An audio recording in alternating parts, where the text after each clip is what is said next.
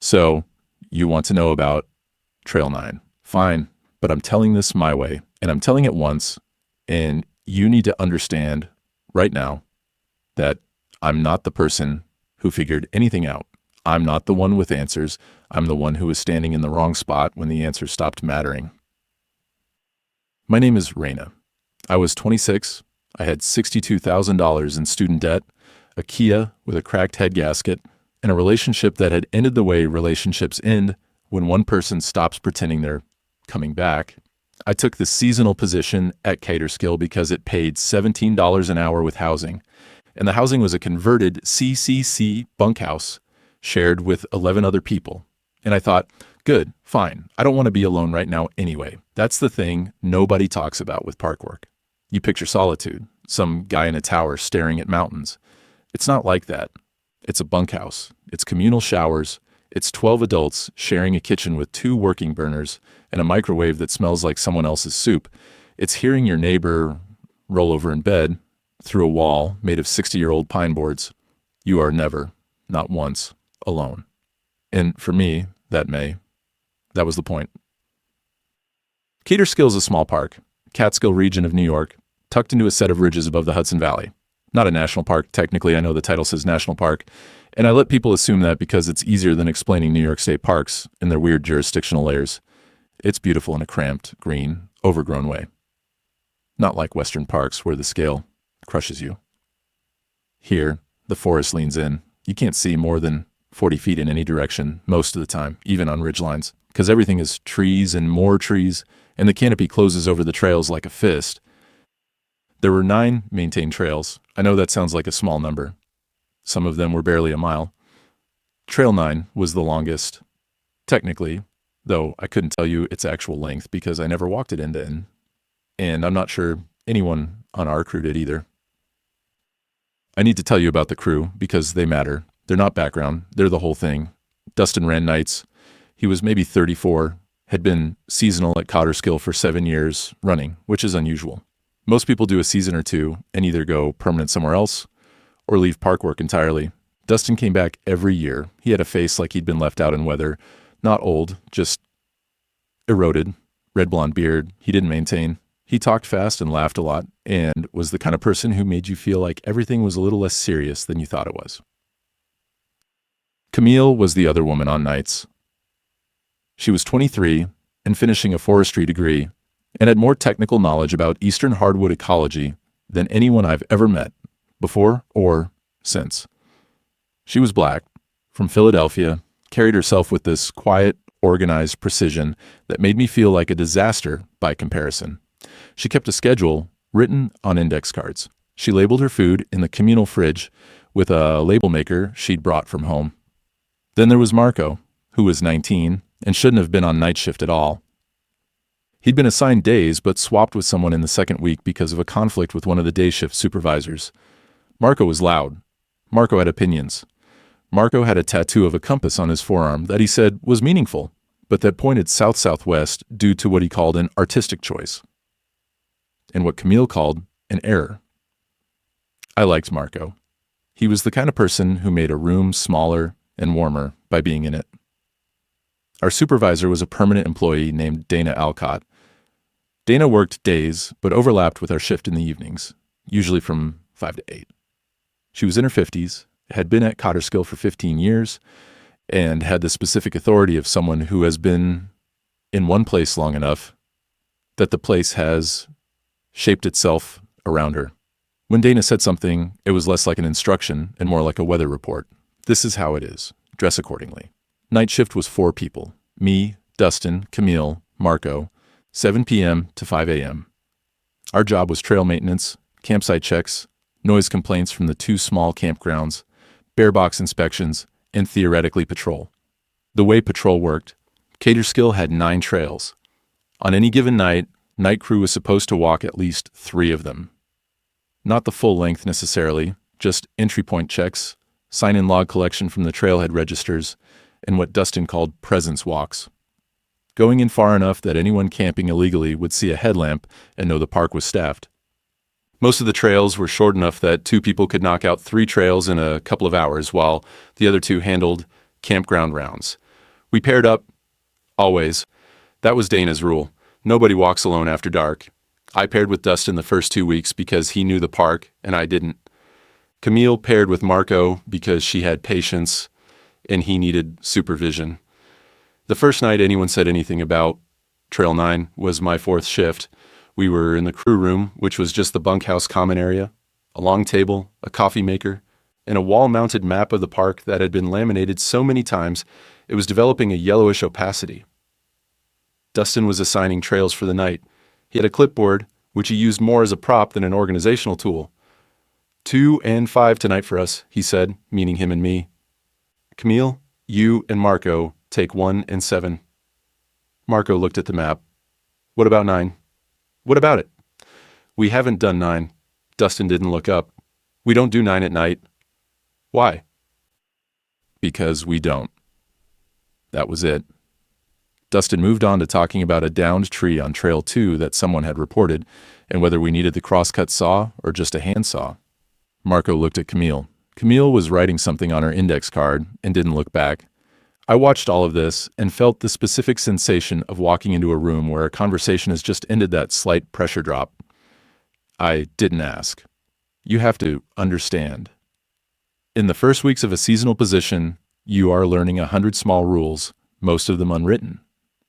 Which trails need gaiters because of the mud, which campsite hosts will call in a complaint if you shine a light past their tent after 9, where the cell signal works and where it doesn't, which equipment is shared, and which is someone's personal gear that they will be quietly furious about if you touch it. In that context, we don't do Trail 9 at night. Just went into the same drawer as everything else. A rule, fine. I had enough to learn without questioning the ones that didn't affect me. 2 weeks in, I'd walked every trail in the park during daylight except Trail 9. Not deliberately. It just wasn't in my rotation. Day crew handled different sections, and I was on nights, and nights never included 9. I asked Camille about it during a lunch. That was really our midnight meal.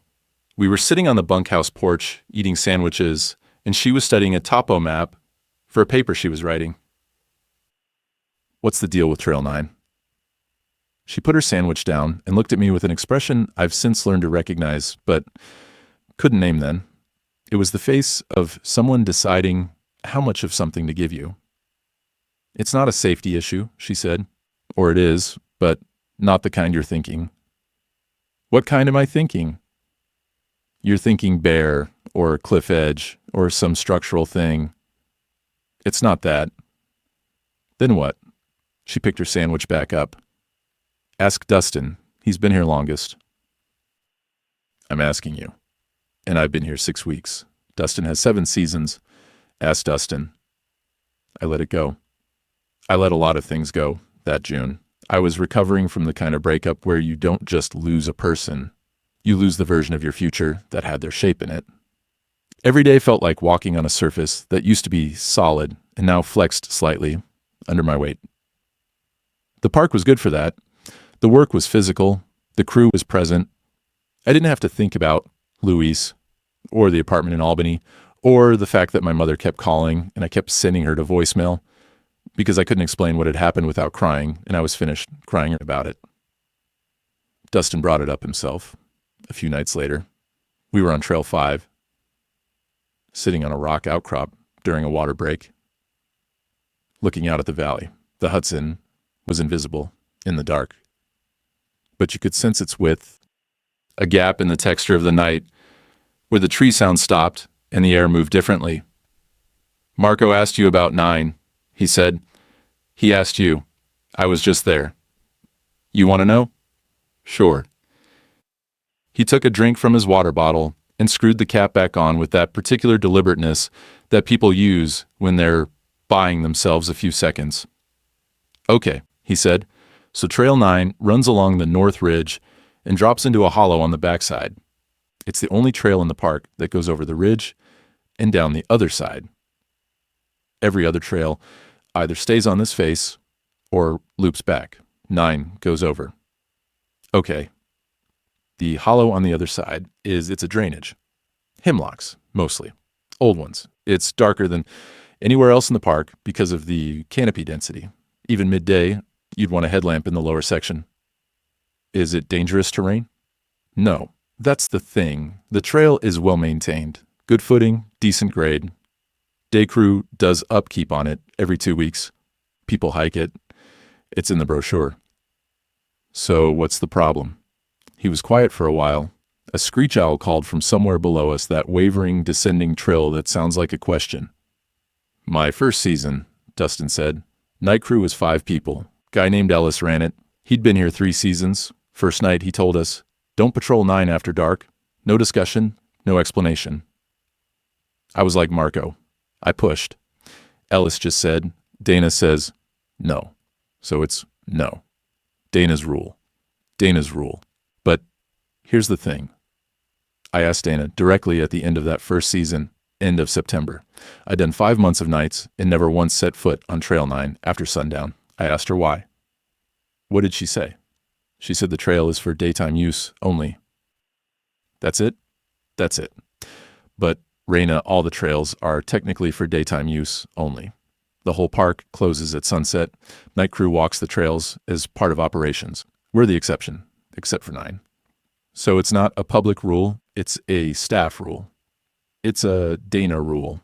And Dana doesn't explain her rules. She just has them, and they work, and nobody who's been here long enough to understand that ever pushes. You've been here 7 years, and you've never gone on 9 at night. Correct? Aren't you curious? He looked at me, and there was that expression again, the one Camille had made. The one I now understand is the face of someone holding something in their mouth and deciding whether to spit or swallow. 3rd season, he said. Girl named Tamsin. She was like you, actually. Smart. Direct. She didn't like not knowing things. She walked Trail 9. Alone, one night in August. Came back fine. Normal. Didn't say anything about it. Finished the season. Didn't come back. People don't come back all the time. She'd already signed her letter of intent for the next year. She loved it here. And then she just didn't. No call, no email.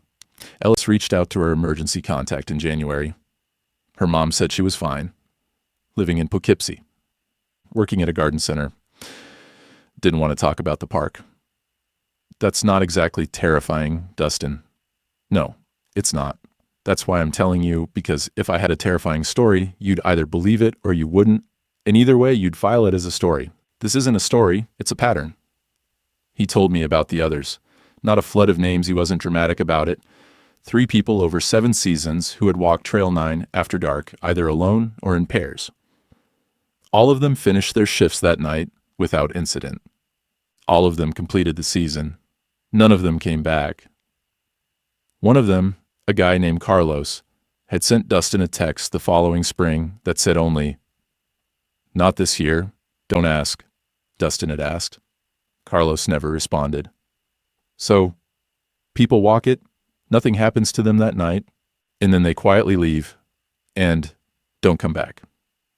Yes, and you think the trail did that. I think something about walking that trail at night changes what people want. He said it simply, without weight, the way you'd say, "I think it's going to rain." And that was worse than if he'd whispered it. I thought about it for the next 2 days. That's what I do, or did I chew on things? Luis used to say I was like a dog with a sock. I couldn't leave a problem alone even when the problem was boring. The Trail 9 thing wasn't boring, but it also wasn't horror. Right? Nobody got hurt. Nobody saw anything. Nobody reported creatures or sounds or lights. People walked a trail at night and then, weeks or months later, quietly left a job they loved and cut off contact with the people they'd worked with. That's not supernatural. That's just life. People change their minds. People leave. I knew that intimately. But there was something in the way Dustin held the information. Not like a secret, like a weight. Something he'd been carrying for 7 years. Not because it was heavy, but because he couldn't put it down. He couldn't put it down because he couldn't see it clearly enough to set it on a surface. It was the kind of knowing that doesn't have edges. Mid-June. The crew was functioning well. We had rhythms. Dustin and I would do trail checks while Camille and Marco handled campgrounds. Then we'd swap. Fridays were equipment nights, gear inspection, radio checks, battery rotation. We ate together most nights around midnight at the long table. Marco would tell stories about his family in Passaic, big and loud and full of people who sounded exhausting and wonderful. Camille would listen and sometimes contribute a dry, perfectly timed observation that would make Marco laugh so hard he'd choke.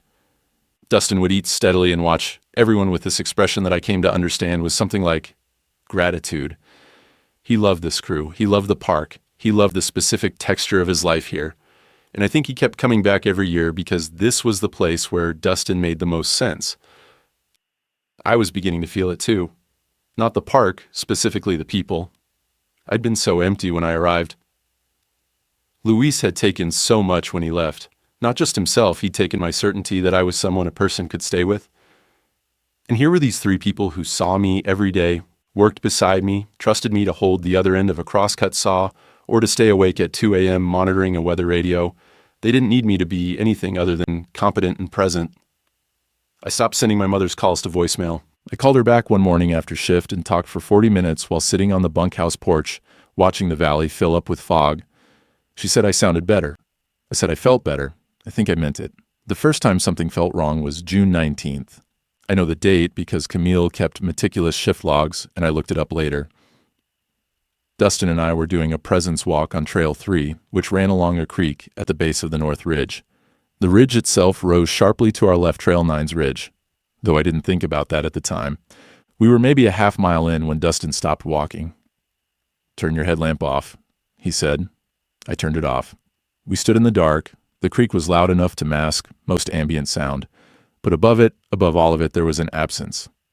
Not silence exactly. More like a hole in the sound field coming from up the ridge.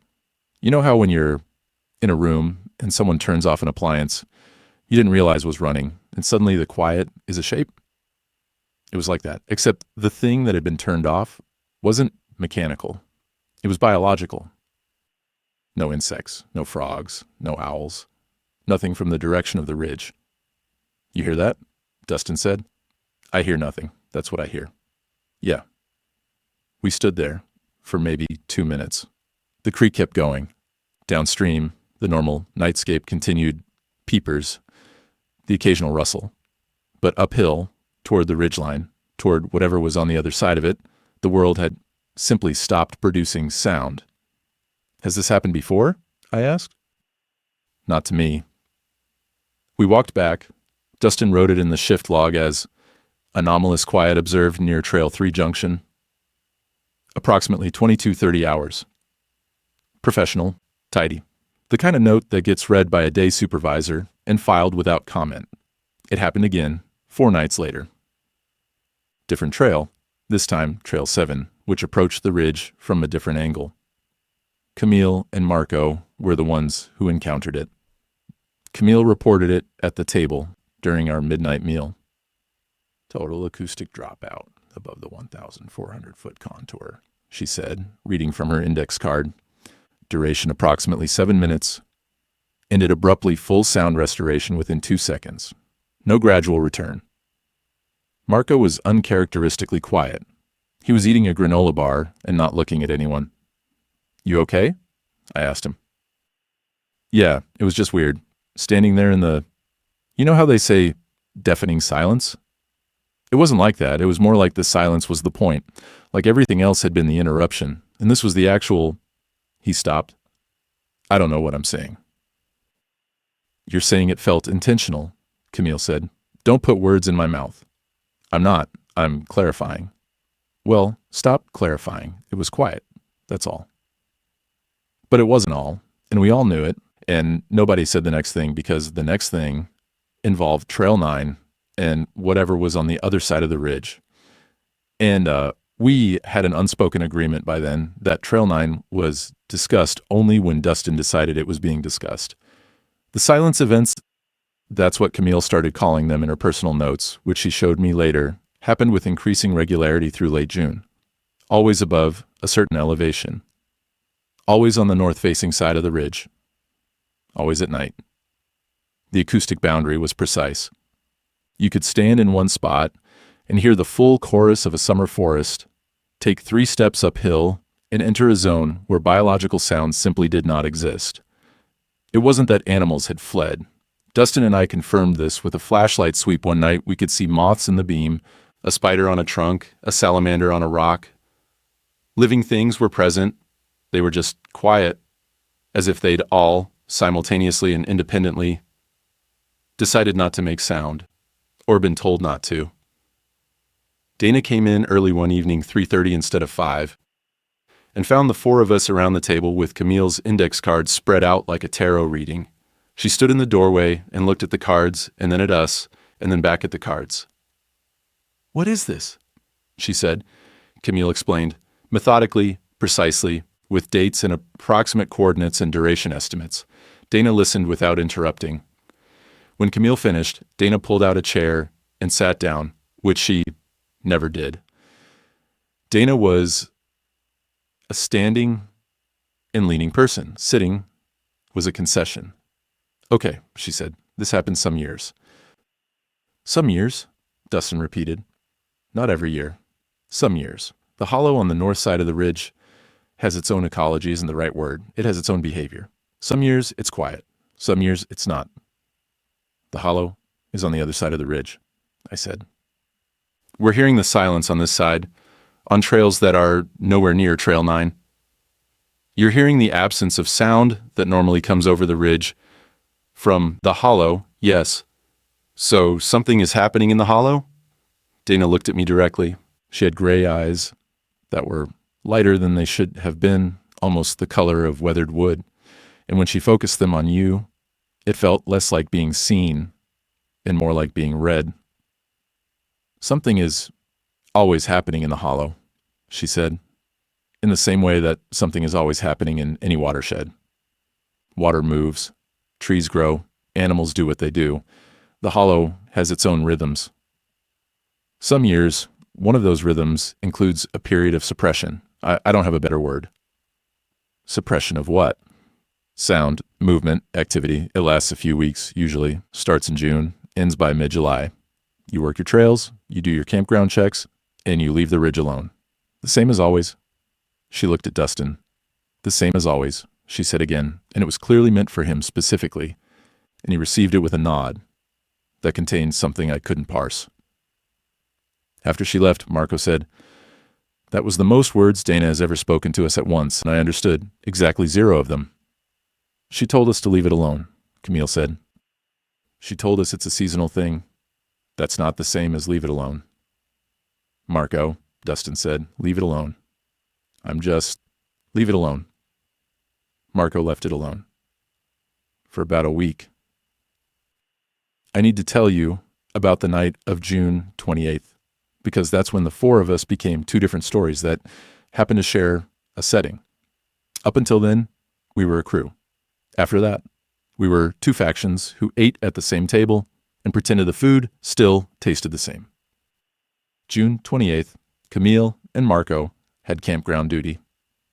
Dustin and I were on trails, 4 and 6, both on the south side of the park, well away from the ridge. It was a warm night, humid, the kind of Catskill summer night where the air has texture and everything smells like growth and rot simultaneously. We finished early, got back to the crew room around 1 a.m. Camille and Marco weren't back yet, which was unusual. Camille ran a tight schedule. Dustin tried her on the radio. Nothing. Tried Marco. Nothing. "Dead spot?" I said. "Campgrounds have full coverage." He tried again. Nothing. We waited 15 minutes, which is the protocol before escalating. At 1:20, Dustin called Dana on her personal phone. I heard him explain, heard the pause, heard him say yes, and then no, and then okay, and hang up. "She's coming in. She said to wait here." Where would they go? He didn't answer. He was looking at the wall map, looking at the ridge. Dana arrived at 1:45, in civilian clothes, no uniform, driving her personal truck. She came inside, looked at the map, and picked up the radio. Camille, it's Dana. Check in. Static. Marco, it's Dana. Check in now. Static. Dana set the radio down and turned to Dustin. Trail 9, trailhead. Now, both of you. We drove. Caterskill is a small park, and the roads are short, but it felt longer in the dark, with Dana's truck ahead of us, and the trees pressing in from both sides like walls of a corridor. The Trail 9 trailhead was at the end of a gravel spur off the main park road. A small lot, space for maybe 10 cars. There was one car in the lot. It was a park vehicle, the one Camille and Marco had signed out. Dana parked, got out, and walked to the trailhead sign. She stood there with a flashlight pointed at the ground. Dustin and I came up behind her. 2 sets of boot prints on the muddy trail. Going in. Fresh. Son of a bitch, Dustin said softly. Dana turned off her flashlight. We wait.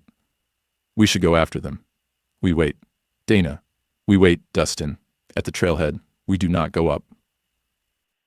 So we waited. We sat on the tailgate of Dana's truck in the parking lot, under a sky full of stars, and waited. I want you to understand what that felt like, sitting in the dark, knowing 2 people you care about have gone somewhere they shouldn't be, and being told by someone you trust to do nothing. It's not inaction, it's active restraint, and it has a taste, metallic, like biting your tongue. Dustin was rigid beside me. I could feel the tension in him, the desire to move. He kept shifting his weight. He checked his headlamp twice, even though it was off. Dana sat in her truck with the window down, radio in her hand, watching the trailhead. At 2:15, Camille walked out of the trees. She walked out alone, at a normal pace, headlamp on. She looked exactly the way she always looked, composed, upright, deliberate. She reached the parking lot, stopped, and turned off her headlamp. Marco's coming, she said. He's about 5 minutes behind me. What happened? Dustin said. We walked the trail. You walked Trail 9, at night. Yes. Why? Camille looked at Dana, not at Dustin. Because I wanted to see what was there. I watched Dana's face. It didn't change. She looked at Camille the way you'd look at a weather report that confirmed what you already expected. And what was there? Dana said. A hollow, hemlocks, a drainage. The trail loops back up the south face and returns to the ridge. We walked the whole thing. Anything unusual? Camille paused. Not a dramatic pause, a retrieval pause. She was finding the right words for something she'd already organized internally. It was quiet, she said, the way the others described. Complete biological silence. But there was... She stopped again. There was a sound. Not an animal, not mechanical. A sound that I think was the ground. The ground, Dustin said. Yes, very low frequency. You could feel it more than hear it. Through the soles of your boots. A vibration that was rhythmic. Slow. Maybe every 30 seconds. Like breathing. Nobody spoke. It wasn't threatening, she said. It wasn't anything. It was just present. The way a stream is present. Background. I wouldn't have noticed it if everything else hadn't been so quiet. Marco came out of the trees.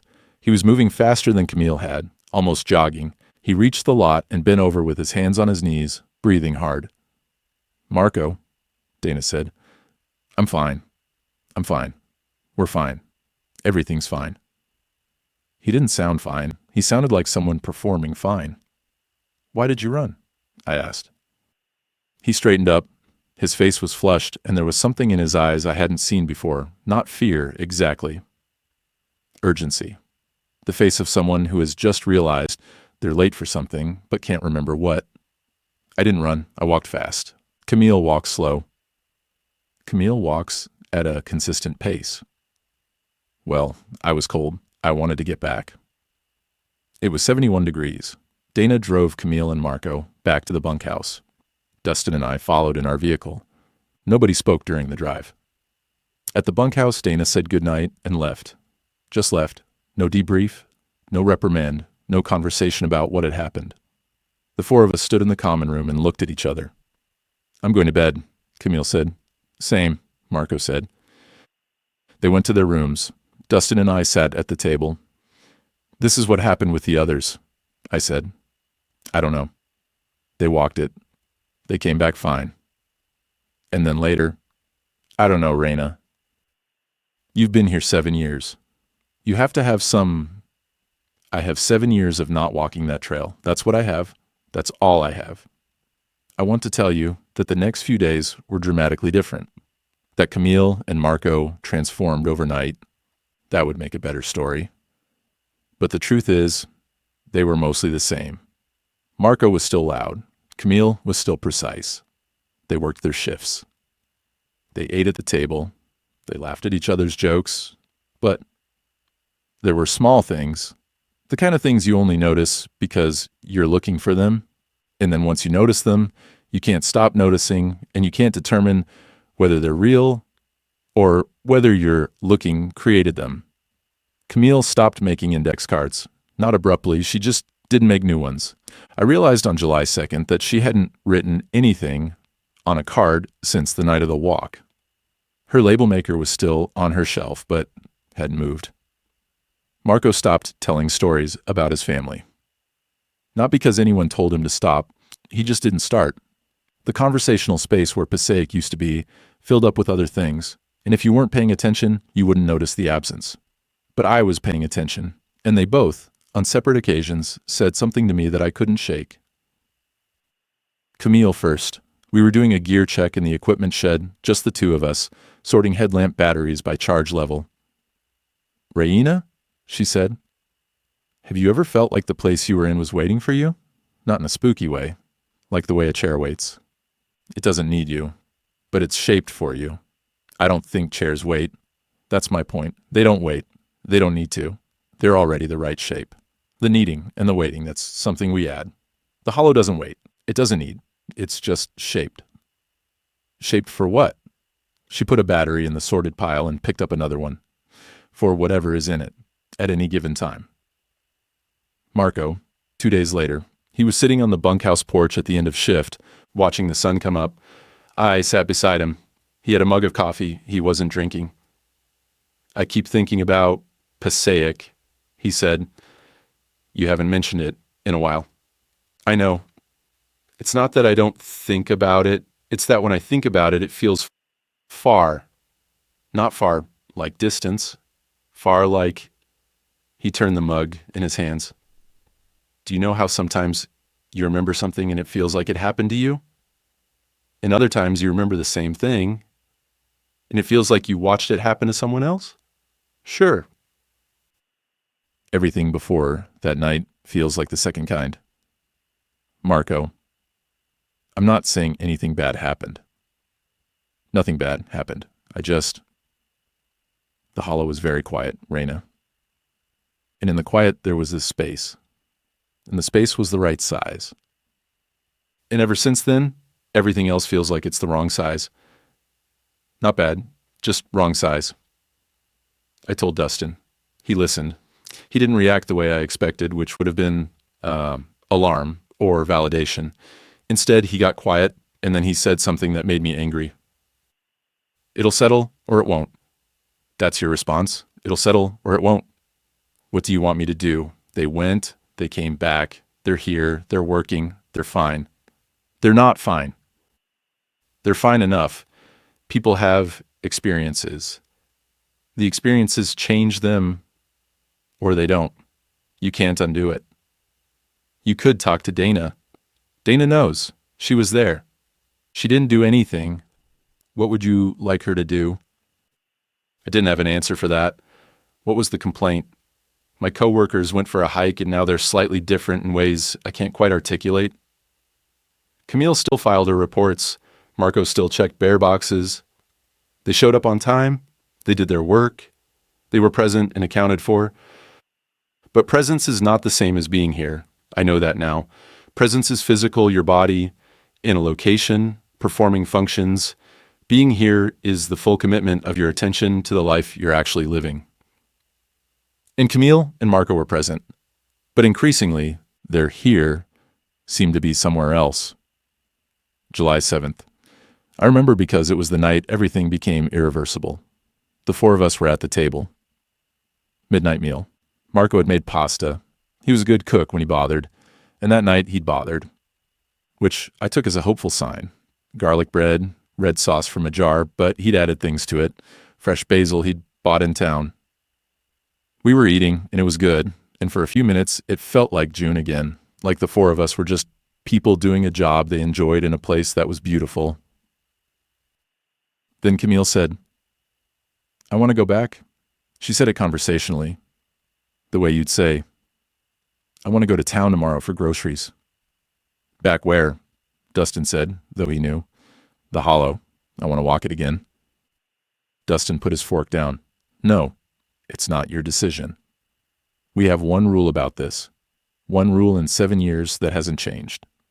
You don't walk 9 at night. I already broke that rule. Nothing happened. Something happened. You just can't or won't describe it. Nothing harmful happened. I walked a trail. I heard a vibration. I came back. I want to walk it again because there are things I didn't have time to observe the first time. In my training, my actual academic training, Dustin tells me that a single observation is meaningless without repetition.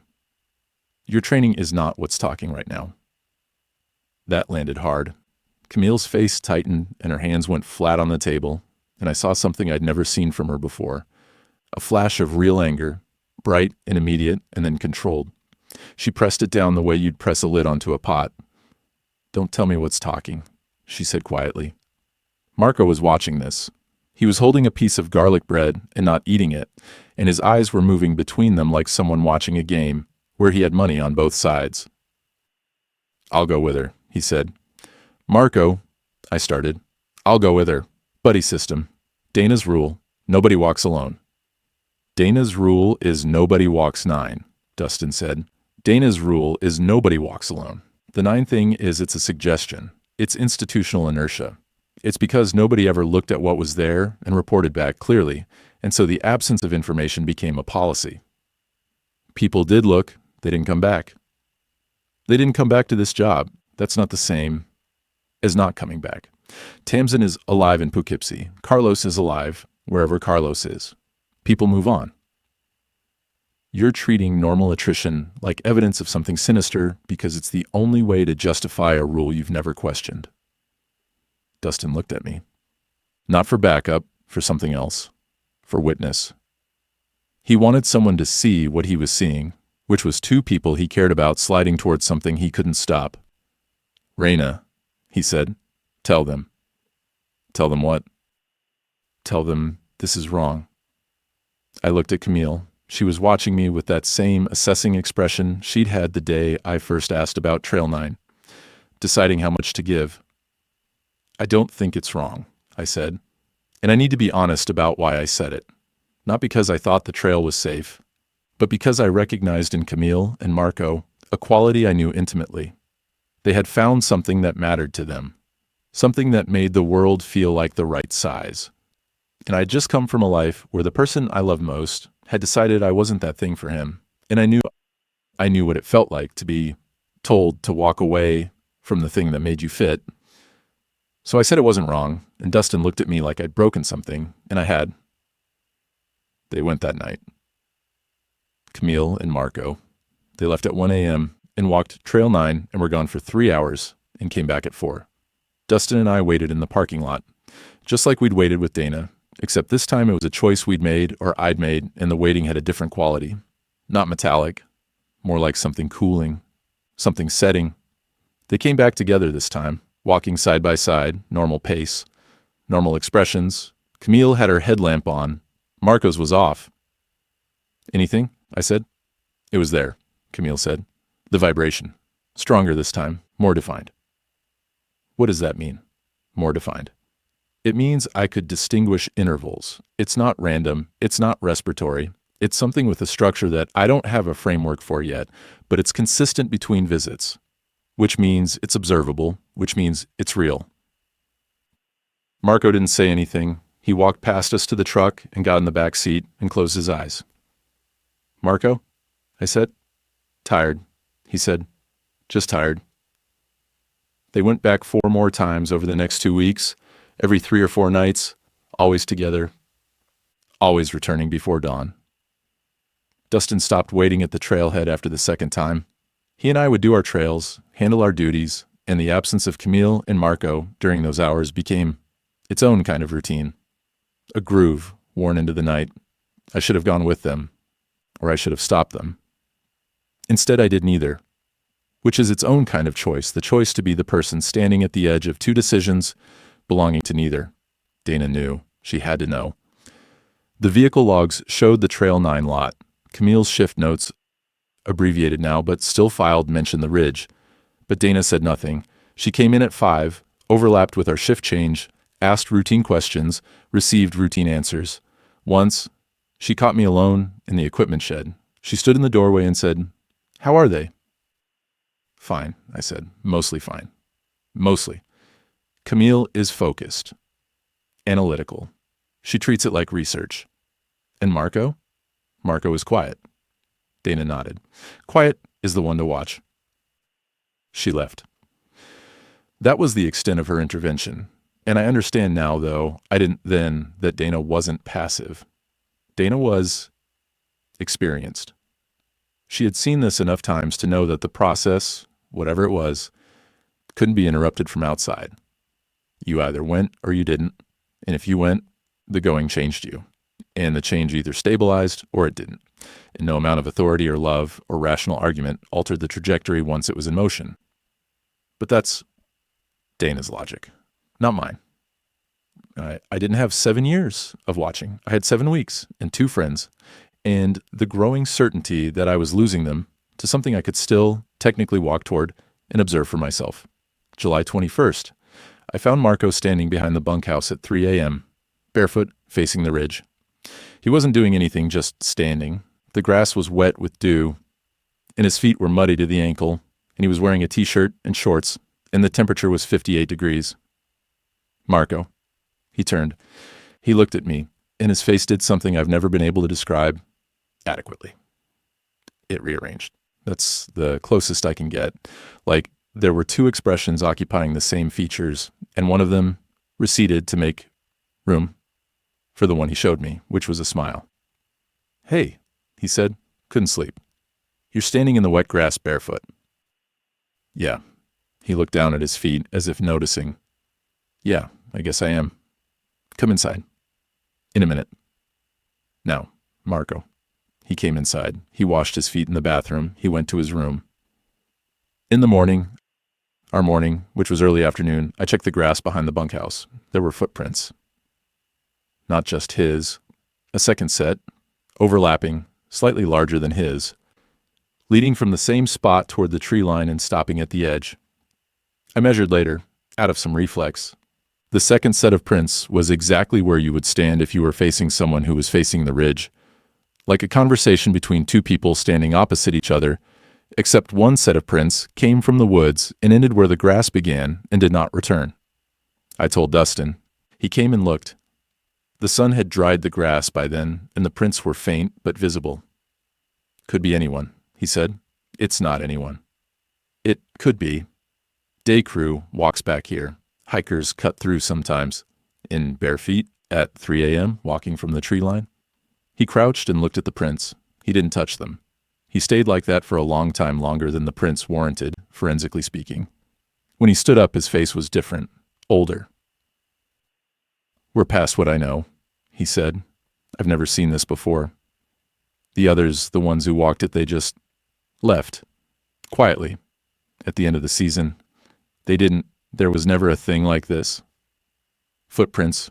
Visits. So this is different. Everything about this season is different." The silence starting earlier, the 2 of them going back repeatedly. Whatever Marco's doing at 3 a.m., it's accelerated. Or something. "I want to talk to Dana." "Dana can't help with this." "How do you know?" "Because Dana's whole strategy is don't go. That's it. That's her entire playbook. Don't go. And if someone goes, wait for them to come back. And if they come back different, watch them until they leave at the end of the season. She doesn't have a plan for someone who goes back 7 times and starts receiving visitors." He was right. I knew he was right. And I was scared, really scared. Not the aesthetic, interesting kind of scared, the real kind, the kind that lives in your stomach and makes food taste like nothing. 3 things happened in the last week of July, and I'm going to tell them in order because the order matters. First, Camille quit. Not the park, she quit going to the Hollow. July 24th, she told me she was done. We were in the shower building, both brushing our teeth at adjacent sinks, and she said it into the mirror while holding her toothbrush. I'm not going back to 9. Okay, why? Because the last time, I realized I wasn't observing anymore. I was participating. Participating in what? She spit, rinsed, set her toothbrush in its case with a click. I don't know. That's why I'm stopping. When you can't name what you're participating in, you've lost the ability to consent to it. What about Marco? Her face in the mirror was careful and still. Marco isn't participating. Marco is being participated. I don't know how to say it differently. He's not doing something. Something is being done to him. And I don't think he experiences the distinction. We have to help him. How? That word, how spoken in a tile bathroom at 7 a.m, fluorescent light making both our faces look greenish and exhausted. How? The most devastating question in the language when asked sincerely. Second, Marco stopped coming to meals. Not dramatically, he'd eat in his room or grab something and take it outside, or say he wasn't hungry. The communal table that had been our center, our ritual, our proof that we were a crew, became 3 people in a gap. And the gap had a specific shape: loud, opinionated, warm, compass tattoo, Passaic stories, garlic bread. Dustin tried. He knocked on Marco's door, invited him on trail walks, offered to swap shifts so Marco could have a night off. Marco said yes to everything and did none of it. He was present at his post, doing his rounds, but in between the tasks, he went somewhere we couldn't follow. Not the ridge, not the trail, somewhere behind his eyes. Third, the night of July 29th. I was alone in the crew room. Dustin was on Trail 4. Camille was at the North Campground. Marco was supposed to be at the South Campground, but I hadn't heard from him on radio in 90 minutes. I tried him. Marco, check in. Nothing. Marco, this is Reyna. Radio check. Nothing. I waited 5 minutes and tried again. Then I called Dustin. I can't reach Marco. How long? Hour and a half. I heard him exhale. I'll check South Campground. Stay at base. No, I'm going too. Reyna, I'm going. I drove to the South Campground. It was quiet, tents dark, bare boxes closed. The park vehicle Marco had signed out was in the campground lot. I checked the registration board, the restrooms, the host site. Nothing. Dustin arrived. We split the campground and walked it end to end. No Marco. Dustin checked the vehicle locked, keys inside, which meant Marco had the spare, which meant he'd planned to leave it.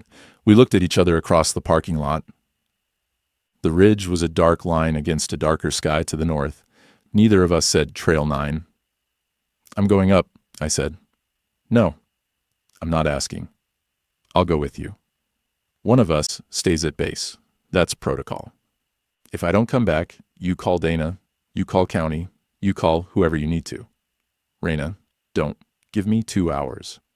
If I'm not back or on radio by 4:30, call it in. He grabbed my arm, not hard, just enough to stop me. His face in the starlight was the face of a man watching something break in real time and knowing his hands aren't the right shape to hold it together. Please don't, he said. He's my friend, Dustin. He's our friend. He let go. I drove to the Trail 9 trailhead. The lot was empty. I parked, turned on my headlamp, checked my radio, and started walking. The trail climbed steadily. Good footing, like Dustin had said. Well maintained. Switchbacks through mixed hardwoods. The canopy thick enough that my headlamp beam bounced off leaves on all sides like being inside a green room. Normal sounds: my boots on packed earth, my breathing, the ambient rustle of a July forest at night. The silence began at the ridge. Not gradually. I took a step and the world was full of sound, and I took another step and it wasn't. It was like walking through a door. On one side, crickets, tree frogs, the whole dense orchestra of a Catskill summer night. On the other side, nothing. my boots, my breathing, my heartbeat in my ears. And beneath all of that, beneath the silence, inside it the vibration. Camille was right. It wasn't random. It was structured. Low enough that I felt it before I heard it, a pulse that came up through the soles of my boots and settled in the bones of my legs. Slow. Approximately every 30 seconds, like she'd said. But as I descended into the hollow, it became more complex. Not louder, more layered. Like a single drumbeat resolving into a chord, the hemlocks were enormous. Old growth that had somehow survived the tan bark era. Their trunks were wider than my arm span, their branches interlocked overhead so densely that my headlamp couldn't find the sky. The trail wound between them, well marked, and I followed it down into the hollow's floor. Marco was sitting on the ground in the middle of the trail. He was cross-legged, hands on his knees, eyes open, headlamp off. Sitting in total darkness and total silence in the middle of a hemlock hollow that vibrated like a living thing. Marco. He looked up at me. And I need to tell you exactly what I saw, because I've been turning it over for months and I still don't know what it means. He was crying, not sobbing tears running steadily down his face. His expression not sad, but something else. Something I don't have an English word for. The closest I can get is the face of someone hearing a piece of music they thought they'd forgotten. Recognition, reunion, the face of someone who has arrived. "Hey, Reina," he said. His voice was normal, conversational. "What are you doing?" "Sitting. In the dark." "Yeah. We need to go back." "I know. I will. Now, Marco." He looked at me, and the tears kept coming, and he smiled, and the smile was the worst part because it was real. It was the most genuine, unguarded expression I'd ever seen on his face, more real than his laughter, more real than his loud, Passaic stories, more real than anything he'd shown us in 2 months of shared living. "Do you feel it?" he said. I felt it, the vibration, rising through my boots, through my legs, into my pelvis, my spine. It was warm. That's the detail I wasn't prepared for. The vibration was warm, the way a voice can be warm, the way being held is warm. And it was structured, and the structure was complex. And if I stood still long enough, I knew I would begin to understand the structure. And the understanding would be... I grabbed his arm and pulled. "We're going, now." He didn't resist. He stood up, and he was taller than me, and he looked down at me with that wet, shining face, and he said, "Okay." We walked out together, up the hollow, through the hemlocks, back up to the ridge. The moment we crossed the ridgeline, sound returned. Crickets, frogs, the whole world coming back like a television being turned on. Marco stopped at the ridge and turned around and looked back into the silence. "Don't," I said. "I'm just looking." "Don't." He turned and walked with me to the parking lot. We drove back. Dustin was at the bunkhouse, standing on the porch, and when he saw us, his whole body changed.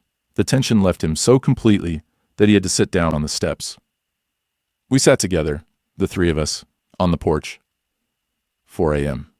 The sky just barely beginning to lighten. Marco between us. "I'm going to leave," Marco said. "The park?" I said. "Everything. I'm going to go home to Passaic, and I'm going to live there, and I'm not going to come back to this park or think about this park." "You can't just..." "I can. Camille was right. If you can't name what you're participating in, you leave. I'm leaving." "Is that what you want?" He was quiet for a long time. The sky lightened another degree. A robin started singing from somewhere down the hill, the first bird of the day, declaring the world functional. "No," he said, "it's not what I want. What I want is to go back down there and sit in the dark and feel that..." He stopped, pressed his palms against his eyes. "What I want doesn't matter. What I want is going to kill me. Not today, not next week, but eventually I'll sit down there and I won't get up. That's what happened to the others. I know it the way you know a place you've been. In a dream, they went down and they felt it and they sat down and eventually they just became part of what was there, not dead. Part of it. You don't know that. I know it. How? Because it told me, not in words, in the vibration, in the warmth. It showed me what was there already. In Reyna, it wasn't bones or bodies, or it was just people who had stopped being separate, people who had let the boundary between themselves and the ground dissolve. And they were fine. They were more than fine. They were the source of the warmth. Nobody spoke. The robin kept singing. So I'm going to leave, Marco said, because sitting here right now, on this porch with you two, I can still feel the difference between wanting to go back and choosing to go back. And that difference is getting smaller every day. And when it disappears, I won't have a reason to stay up here. So I need to go, while the difference still exists. He left the next morning, packed his bag, signed his separation form, drove his cracked windshield Civic out of the lot at 11 a.m. He hugged Dustin.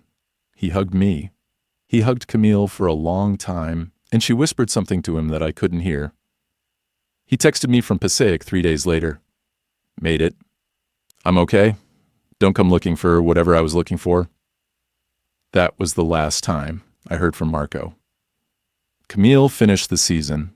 Dustin finished the season. I finished the season.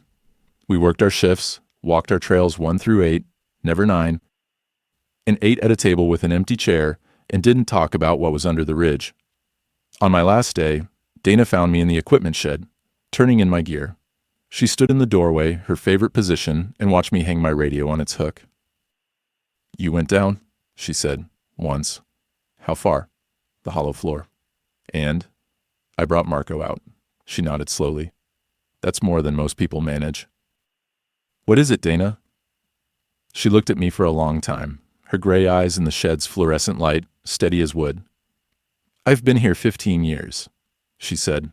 The hollow has been here longer than the park, longer than the town. There are Lenape accounts of a place in these ridges that you don't go into after dark because the ground there is still deciding what it wants to be.